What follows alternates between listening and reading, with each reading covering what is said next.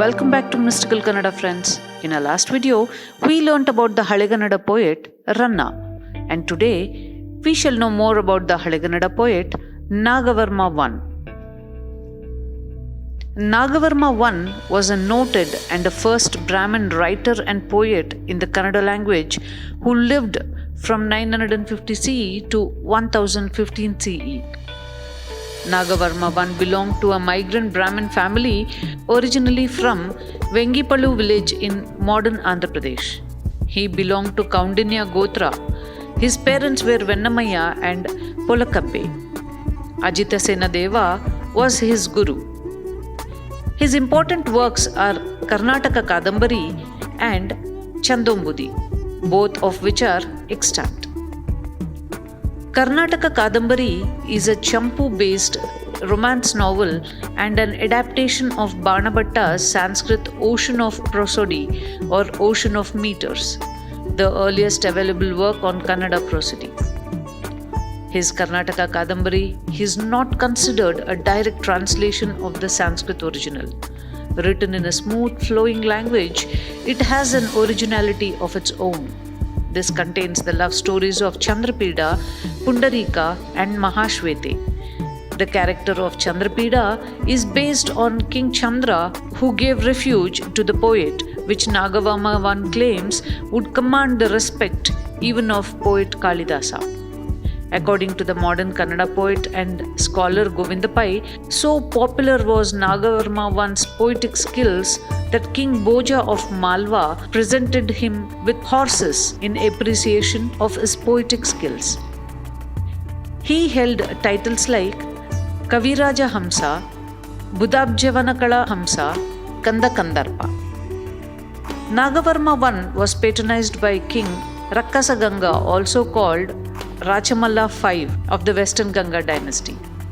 Nagavarma I became popular during the classical age of Kannada literature. During this period, classics in Kannada language were usually inspired by the great Sanskrit language epics of India or were didactic in nature and were derived from Jain lore and legend. Writing on themes that were Laukika, secular and historical, and Agamika, religious and legendary, was popular.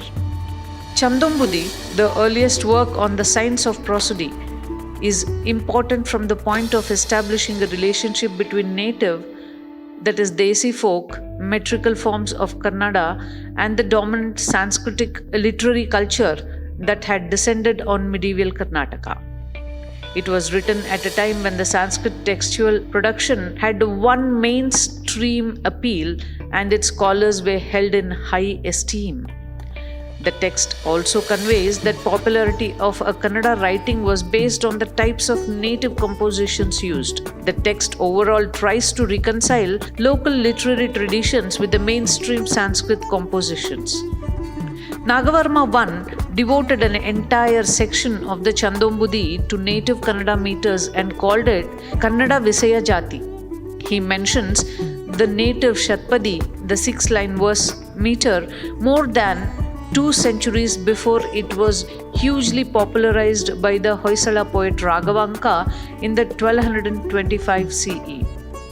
He also dwells at length on meters that were common to Sanskrit and Kannada and calls the section Samavritta meters, inherited from Sanskrit and very much in vogue among the classical poets of Kannada language. According to Nagavarma I, some native metrical forms such as the Ragale and Dandaka that were later to become popular in Kannada have similarities with Prakrit language meters. That's all for today, friends. We shall meet in our next video with the Halegannada poet Durga Simha. Until then, like Kannada, love Kannada, and subscribe Mystical Kannada for a lot more interesting videos about Kannada and Karnataka. Sirigannadam Gelge, Sirigannadam Balge.